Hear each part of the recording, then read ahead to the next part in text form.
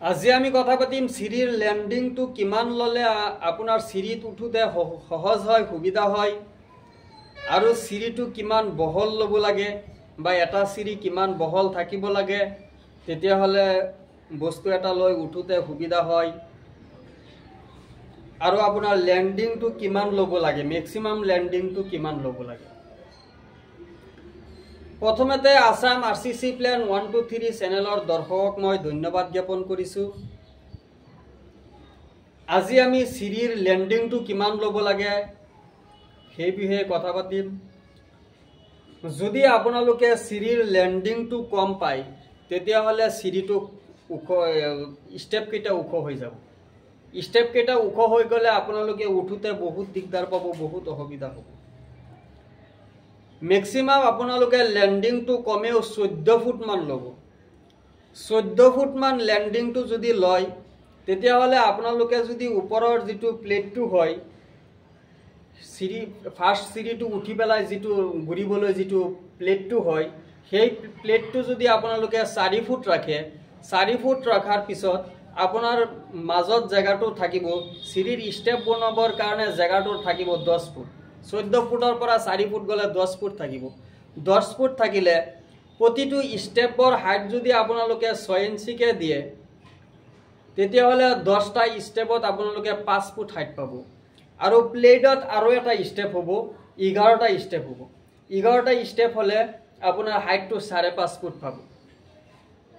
10 ফুটত আপোনাৰ স্টেপ হ'ব 10টা আৰু প্লেটত এটা 11টা হলে আপোনালোকে 5.5 ফুট হাইটটো পাব।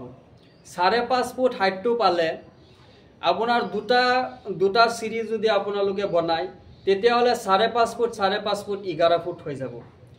ম্যাক্সিমাম সদত আপোনাৰ হাইটটো 11 ফুট মান দিয়ে, 11 ফুটৰ বেছি নিদিয়ে। যদি 11 ফুটতকৈ বেছি দিয়ে 12 ফুট মান দিয়ে তেতিয়া হলে সিঁড়িৰ ল্যান্ডিংটো আৰু বেছি লব লাগিব, কমেও 15 ফুট লব লাগিব। 15 ফুট ললে আপনার 4 ফুট গলে আপনার 11 ফুট থাকিব লাগিব। আৰু যদি 11.5 ফুট দিয়ে তেতিয়া হলে আৰু এটা স্টেপ হ'ব লাগিব।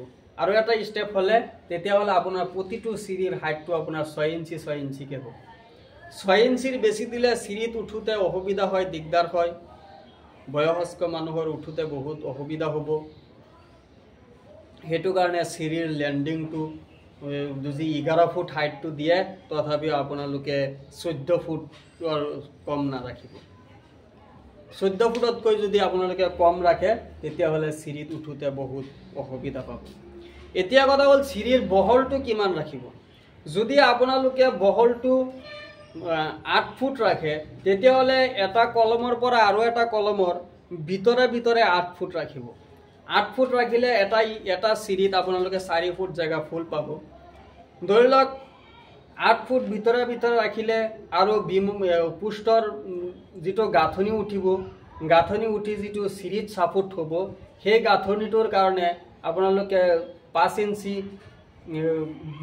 बीमत सोमाई দিব পাৰে और সিঁড়িটো वालत कलমৰ साइडत सोमाई দিব পাৰে। সিঁড়িটো सोमाले तेतिया हले आपनालोकर गाँथनी मारिले वालটো पूरा सापोर्ट हब, वालটো সিঁড়িত সাপোর্ট পাই যাব। আৰু সিঁড়িৰ জায়গাটো 4 ফুট ঠিকই থাকিব।